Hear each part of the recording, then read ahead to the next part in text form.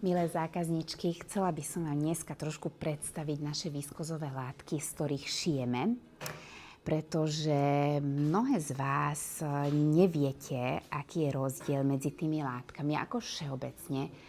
A to je úplne v poriadku, aj preto, lebo však je to taká odborná vec a vy ani nemusíte vedieť, že prečo je zrovna tá látka taká, aká je. Avšak momentálne sa rozprávame o viskozových látok a rada by som vám ukázala tie naše, že aké majú charakteristiky. Všeobecne tie viskozové látky sú tzv. Semiprírodné.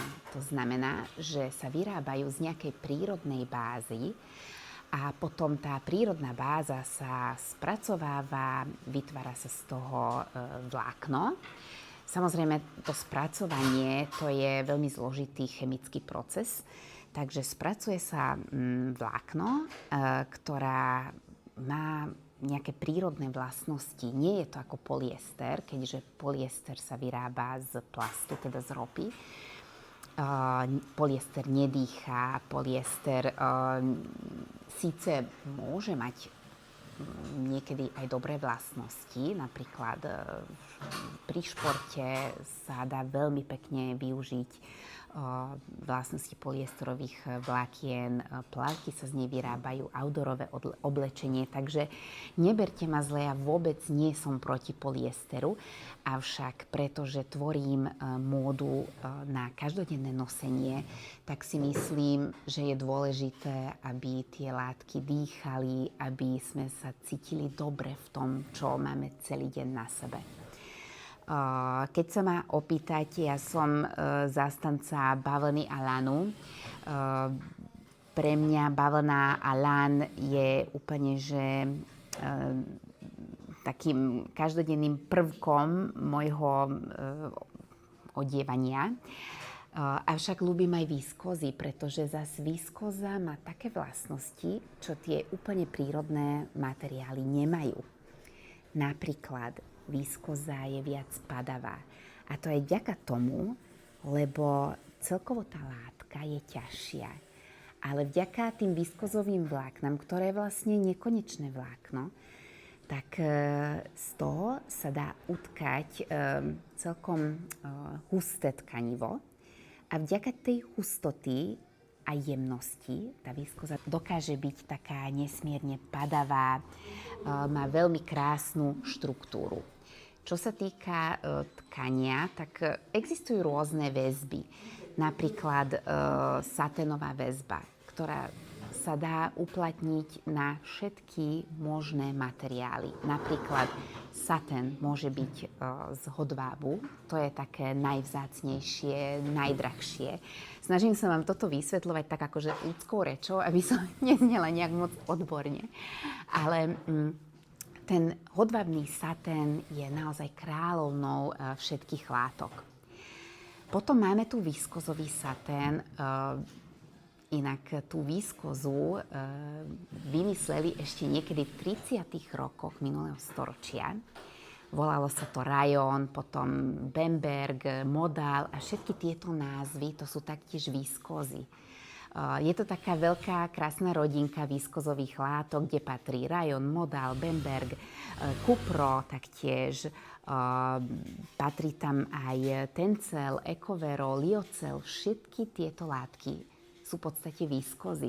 To ako, keď to chcem porovnať, tak môžem to porovnať napríklad aj s cestovinami. Hej, že máme cestoviny, napríklad pšeničné, ktoré môžu byť špagety, fusíly, lingvíny, kolienka a tak ďalej. Takže vy môžete mať z tej jednej suroviny rôzne tvary alebo rôzne tkaniny, ktoré majú iné vlastnosti, vyzerajú inak a používajú sa na úplne iné oblečenie. Tak my tu teraz máme najviac tých šatoviek, ktoré používame a z ktorých šijeme naše limitované letné kolekcie. Napríklad je tu aj táto krásna zelená, no z tejto látky sme ešte nič neušili, ale čaká na premiéru. Máme tu krásnu modrú s takouto bordúrou. A všetky tieto viskózy sú nesmierne padavé, krásne, ale majú vlastnosti bavlnených látok. To znamená, že sú savé. Počas leta to si veľmi radi vítame, pretože savosť je veľmi dôležitá, však nechceme sa potiť, hej. Ak by tá látka bola z polyesteru, tak verte mi, že o 11:00 do obeda by vás už bolo cítiť v miestnosti. Bohužiaľ, pri tých polyesterových látok, tým, že nedýchajú, tak baktéria sa tam množia a hneď je to cítiť. Avšak viskóza je iná. Viskóza je niečo ako bavlna, že odsaje vlhkosť, celkom dobre sa to suší, pokiaľ sú to tenké viskózy. Čím hustejšie sú tkané, čím sú ťažšie, tým horšie sa sušia. Avšak myslím si, že na takéto oblečenie sú absolútne ideálne. Potom, čo sa týka spôsob tkania, tak tiež máme rôzne druhy. Máme tzv. Matné tkaniny, ako napríklad aj táto látka je pomerne matná, ale stále tam cítiť nejaký lesk, ktorý tak krásne odráža od tej látky a nie je moc intenzívna. Takže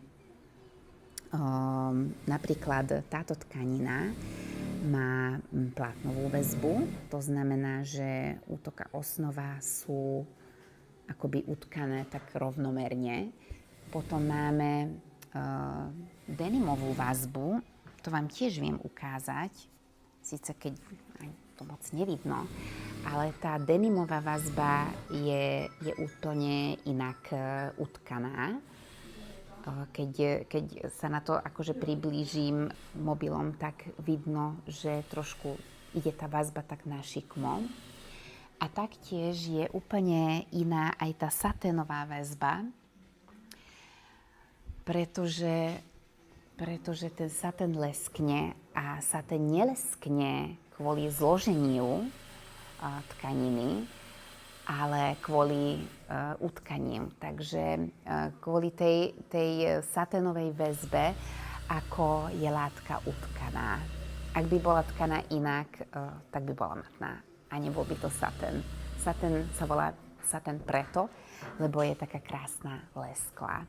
Takže z jednej suroviny sa dá spraviť rôzne iné tkaniny a to je tá krása tých látok, že tá variabilita dokáže byť nesmierne zaujímavá a vieme to krásne kombinovať. Tak zatiaľ toľko o našich viskozových látok a všeobecne o viskozi. Ak máte hociaké otázky, kľudne mi píšte.